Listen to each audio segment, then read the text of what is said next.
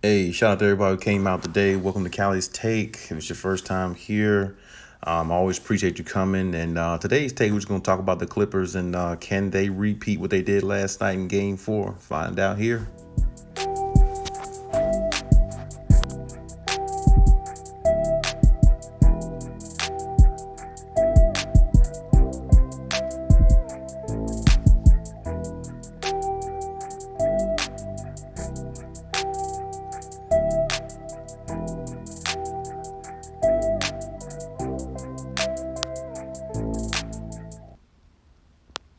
Hey, and before we get into the video, actually, please make sure you subscribe, and hit the notification bell for me as well.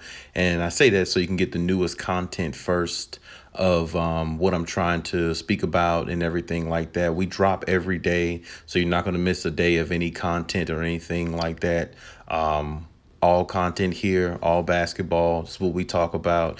And if you subscribe and you hit the notification bell, you can even catch the bonus videos I have on the weekends. But other than that, Monday through Friday, every day. And let's just go ahead and jump into it. So I guess what I should say is I'm proud of the Clippers, first of all. I'm proud of their, you know, I'm proud of their resilience. I'm proud of what they did that game. They took a huge punch in the mouth, but ultimately they gave the knockout punch.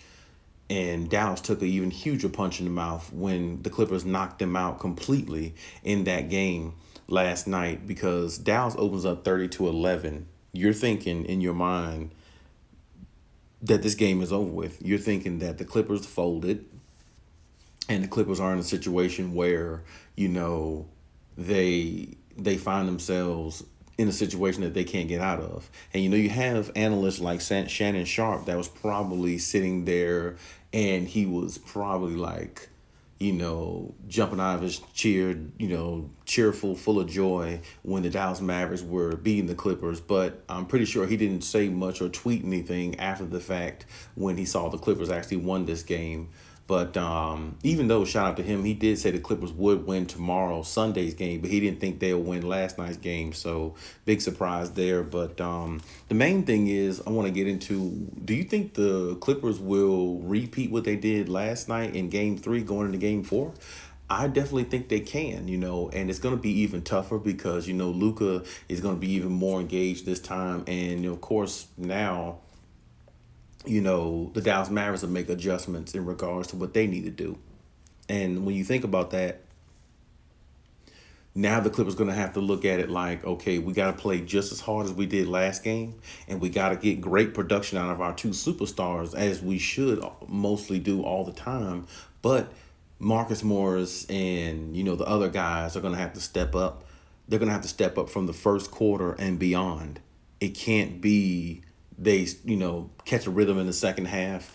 This Game 4, you're going to have to step up and win damn near every quarter.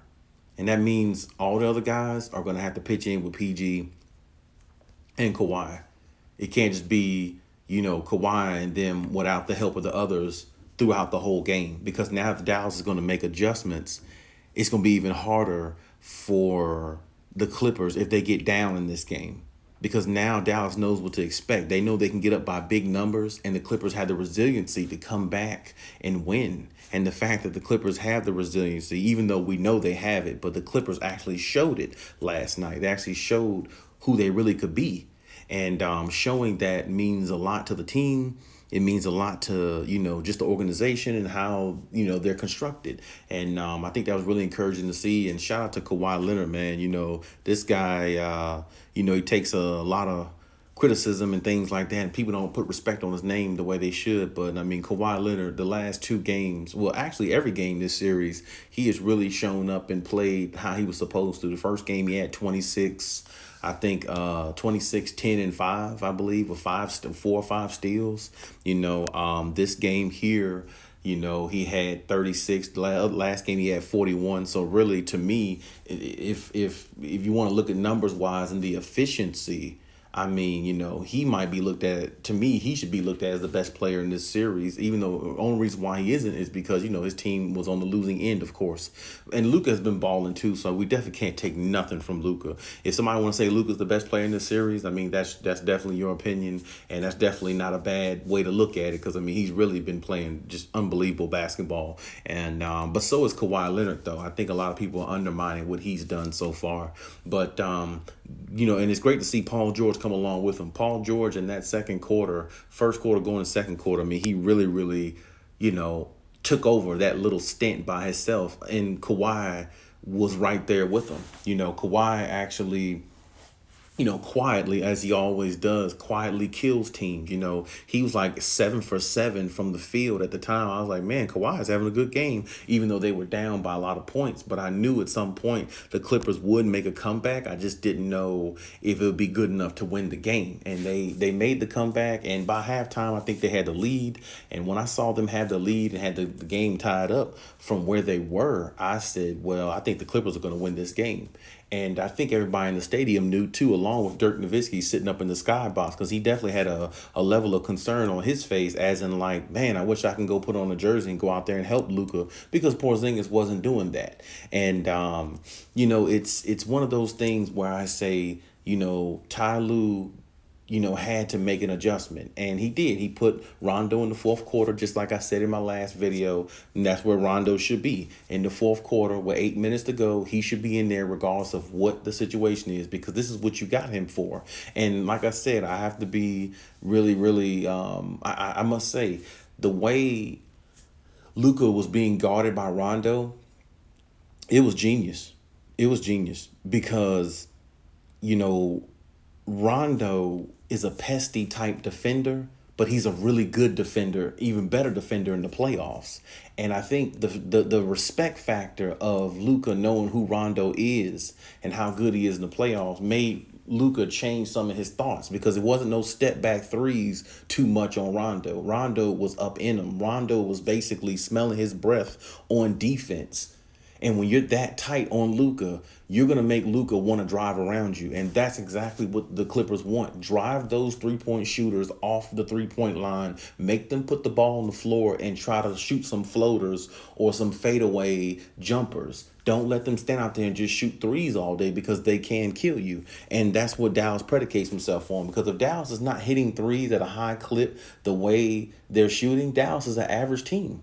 But if you leave any NBA player wide open as much as they've been left wide open in this series, well, most NBA players will make you pay if you leave them wide open. So my point is this, respect the game from a standpoint of, hey, I know the Clippers think that they're a better team, and technically on paper they are a better team, but you have to go out there and play like it. And they did last night, and they played with a sense of urgency, and they locked down on defense a lot better. I mean, last night was the first game in this series where I saw Dallas go 3-4 possessions without scoring.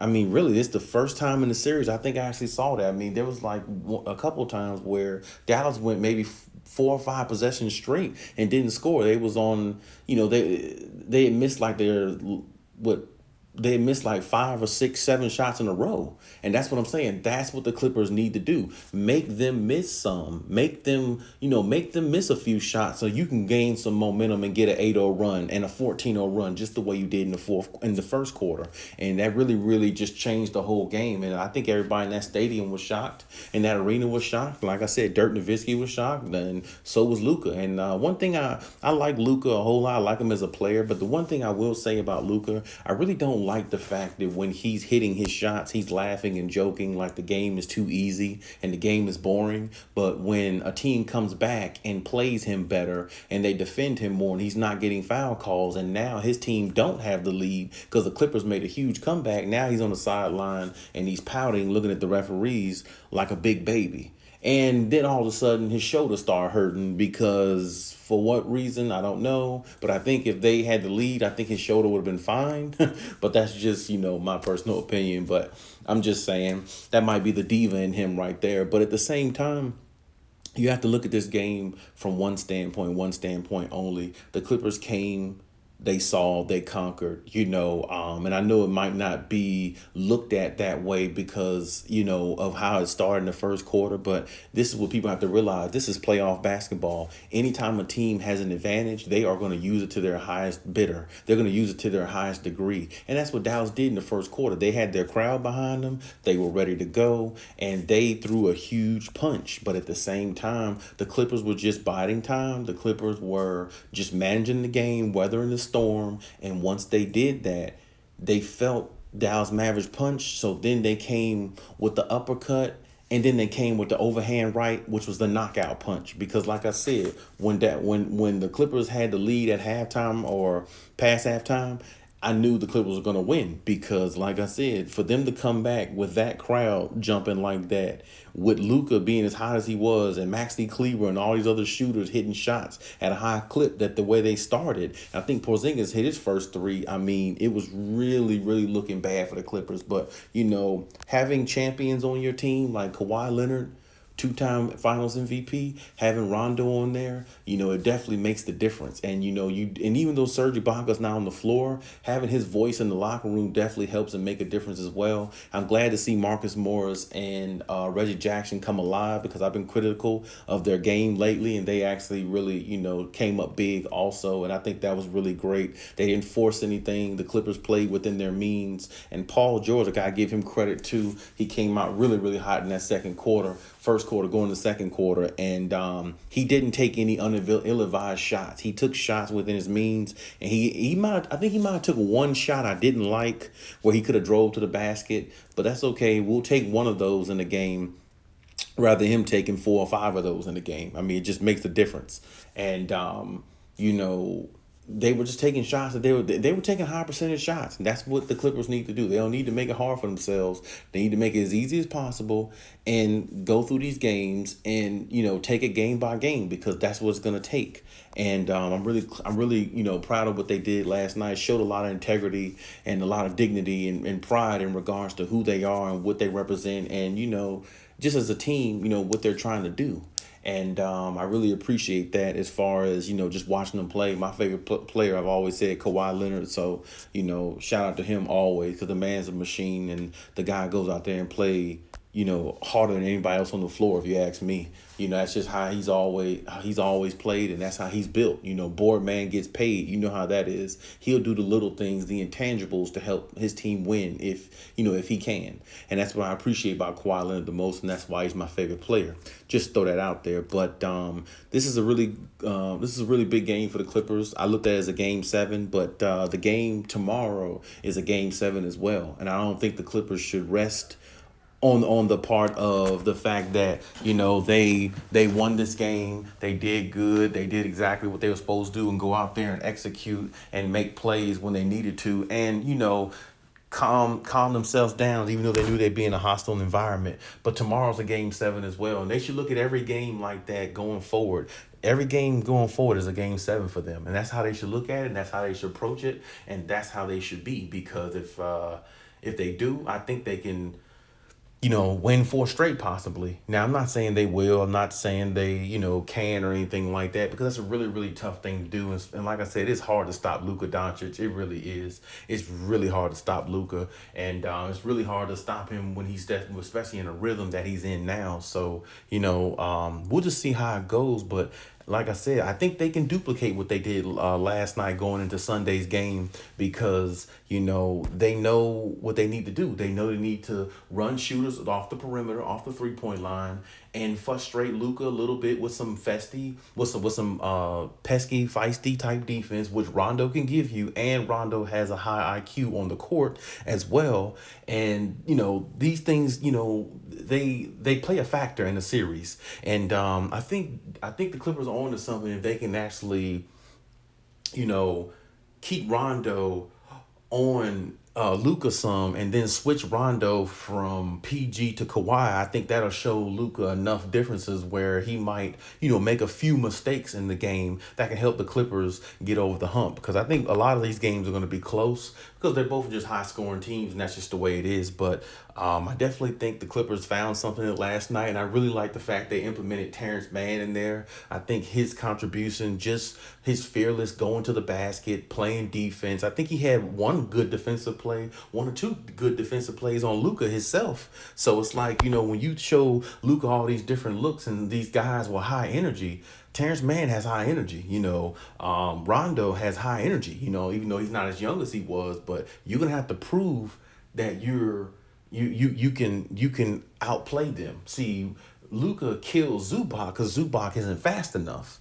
He isn't his feet doesn't move fast enough because he's a big man. So Luka shooting over him doesn't really mean anything to me. You're doing that to a guy who's 7 feet, who is as slow as you are, or even slower. So that doesn't mean much to me. But I will concede that hey, Zubac goes out there and try, but he's just not good enough to guard Luka. But even still, I think the Clippers might have found something with Terrence Mann and Rajon Rondo in there. I think that definitely might be a part of the rotation going forward, and I like the Clippers' chances if they come out and play the way they're supposed to. Hopefully next game they won't be down 30-11 and have to make a dramatic comeback like that. Hopefully the Clippers can be up by 30-11 and then just make the necessary plays they need to make going forward in the game.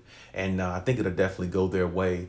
But I like the fact that Ty Lue made the adjustment, though, of getting Rondo in the fourth quarter. I think that was great. I think that was exactly, what I said the other day in my video. And I think that was one of the best keys to actually, implementing this game. And like I said, the main thing is run those shooters off the three-point line. Don't have them shooters out there shooting. Don't let Tim Hardaway be wide open and Finney Smith. Run them off there and let them put the ball on the ground, because they're not as effective when they have to put the ball on the ground. Put the ball on the floor and have to drive to the paint and maneuver through traffic. They're not that as effective. They're only effective when they're standing at the three-point line and you let them stand there wide open with no pressure. So, like I said, good job by the Clippers. Great game. They're going to need to mimic that going forward, and every game going forward needs to be looked at as a game 7. And that's just the way it needs to be. Shout out to Kawhi Leonard. Big game. Been great in this series the whole time. Show us PG. Let's erase the playoff P for right now. And let's just keep it going. And hey, if you have any comments, put them in the comment section.